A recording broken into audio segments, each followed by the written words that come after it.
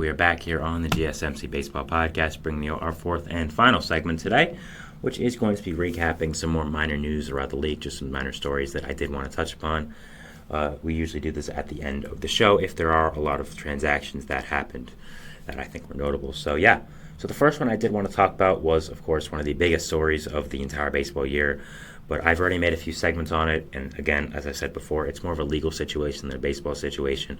To me, it's a legal situation that happens to have a baseball player in the center of it. So I didn't really want to make a full segment on it, but I did want to give an update. So as of now, you can probably imagine that I am talking about the Shohei Ohtani, Ippei Muzahara situation. Muzahara, of course, his former translator for the Dodgers for a short time and for the Angels for a long time. Very good friends as well. So we have an update on the situation now. So the full update is that Muzahara is pleading guilty to a bunch of fraud charges, according to the feds. Apparently, according to them, he scammed Ohtani out of $16 million for sports betting, which is just unfathomable. Apparently, some of the answers we have had before about this situation have been answered, which is Ohtani is he using Ippei as a scapegoat? Is he involved? Is he completely a victim? And the answer is he is completely a victim, according to the FBI. There was no record at all of him doing anything illegal. He was victim A in this indictment and this case. So obviously, Ohtani is completely cleared, as it looks like now, from the FBI, that he was not in the wrongdoing. He was a full victim, and Muzahara was a con man who scammed him out of a lot of money. Allegedly, I want to say this is all alleged. Actually, I don't know if it's alleged, actually. I'm just going to say that to make sure, but he is pleading guilty, as I believe, so that is what we know as of right now, that he is in. We knew he was in talks to plead guilty, and these are apparently the charges and all that, so yeah. It's definitely a really sad situation seeing these two guys who are really, really good friends over the years be broken up like this over a legal situation where someone used the other one for their own personal gain, and kind of being a con man, and just it really is sad. Ohtani seems like a very nice guy, seems like one of the better guys in baseball, keeps his head down, doesn't really care about this kind of stuff, and then it happens to him. So it just is an unfortunate situation that Ohtani's really great friend and co-worker was able to take advantage of him like this. One of the big questions I had about the case was, how do you not notice $4 million being taken away from your bank account? And now we know it was actually $16 million, so how do you not notice that? From what we know, Muzahara changed the settings in his bank account to not give him notifications when money was taken out. And when he called the banks to take out loans, he pretended to be Ohtani. So that is how he got the money out of it without alerting Ohtani. So, yeah, this is definitely a really sad situation all around. It's just a really unfortunate one that kind of puts a damper over baseball and a damper over what was supposed to be a great start in Los Angeles for Shohei Ohtani. So, yeah, it is unfortunate, but, there's always big sports stories.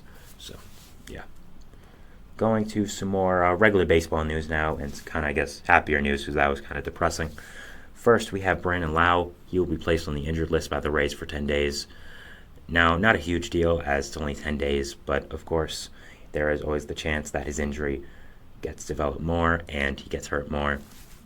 The Rays right now are kind of just mediocre, and they're not really doing as well as I think the Rays can, because they are the Rays. They know what they're doing. They're a great organization. So I think having one of your starters go on the injured list is unfortunate and not something you want right now. Again, it's only 10 days. The injury, doesn't seem to be that big. So, it's definitely going to be interesting to see. He has a right oblique strain, which is what I was trying to look for. So oblique strains are never good, but I also don't think they're something that is going to really develop into something major further. So that is the situation there with Lau and the Rays.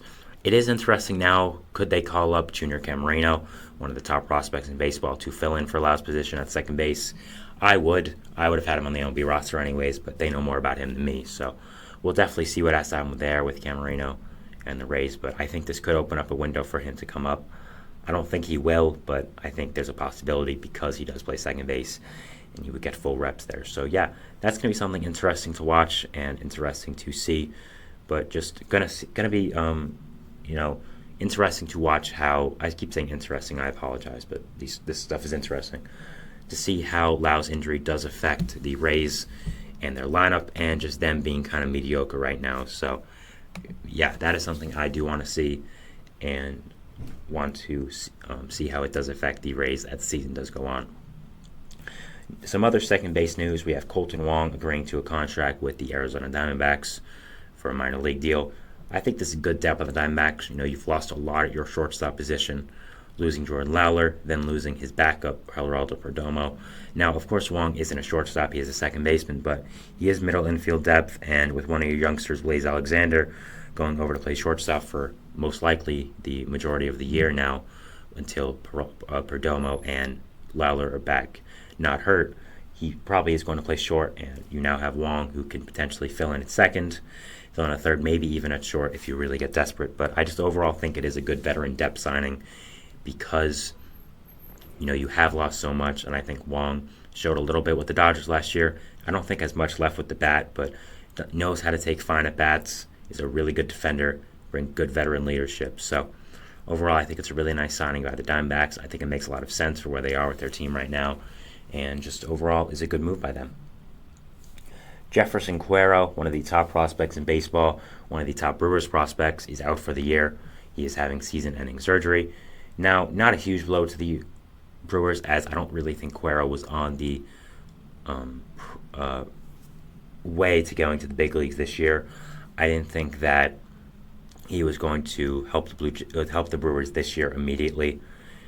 So I don't think, again, it's something that affects them now, but it is going to be something to watch in the future to see if this injury does affect him starting next year, going into the future. He is a really good catcher prospect. He's a guy I'm really watching for the future. It's going to be fun to see how his career develops. And with this young Brewers core of a lot of great hitters, a lot of great players in general, I think Cuero is one of the guys they are watching. So yeah, it's going to be something to watch now to see how his career does unfold and how this injury does affect him. I don't think it should be that big of a deal, but at the same time, crazier things have happened. So whenever a top prospect does get hurt and does remain out for the year, it is something to watch. And we'll see what happens with Cuero next year and seeing if he does make the major leagues. I think once he does come up, he'll be the Brewers' starting catcher. You'll probably move William Contreras to DH, or even you can get a little more fancy and move him to a different position. I think Contreras is a great hitter, a really elite hitter, but I just don't think he's a catcher long term. So I think Cuero provides some stability at that position once he does come up, and you can move Contreras to full-time DH, maybe even first base or somewhere else. But so you have the flexibility there. And hey, if you think Contreras is a full-time catcher, you can keep him there. You can trade Cuero for something else that you think is more valuable. So it's going to be interesting to watch and something to see as the seasons do go on and as both their careers do develop. Kyle Bradish is going to be starting a rehab assignment with the Baltimore Orioles very, very soon. He had a shoulder injury in spring training and has not pitched this year. This is great news, in my opinion, for the Orioles. Bradish is easily their second-best pitcher. Had a breakout season last year. Was really, really good. You bring him back into the rotation at full health, and he pitches like you think he can. You'll have him, Corbin Burns, Grayson Rodriguez, some of the other veteran guys, some of the other younger guys that have performed really well, like Dean Kramer, like John Means, in that rotation, and you suddenly become a force. I think a top three of Burns, Bradish, and Grayson Rodriguez can go up against anyone in the playoffs. You have the prospect capital to add someone else to that rotation, maybe Jesus Luzardo, a guy I think is pretty clearly going to be traded at the trade deadline. So yeah, definitely something to watch as Bradish does recover from his injury with this rehab assignment. I think he's going to be a big part of the Orioles this year and brings a lot of stability to that rotation and brings a lot of depth there. So yeah, definitely something I'm keeping my eyes on. Finally, we have Yoan Moncada. It is announced that he is out for 3 to 6 weeks after falling on his way to first base. Just a super unfortunate injury. I mean, he was literally running to first base and just fell and kind of blew out his legs. So just something that is super sad.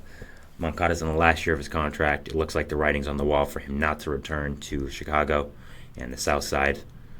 He, had a very interesting career with the White Sox.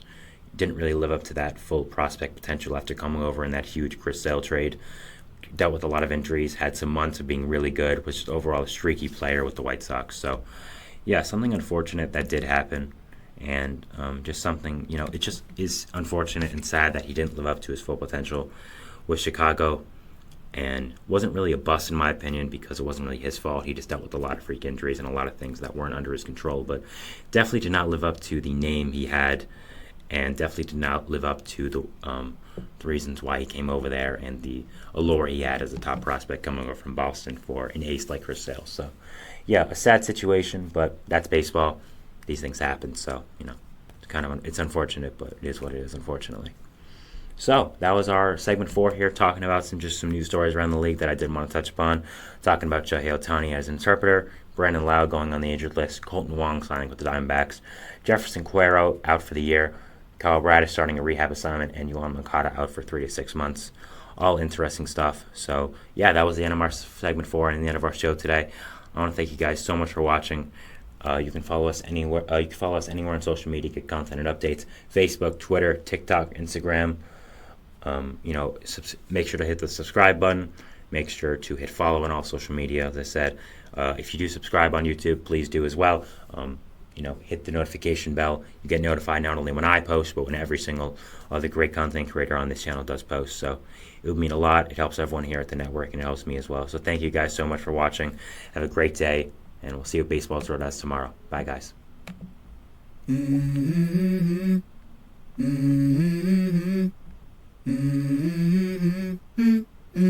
Let's go.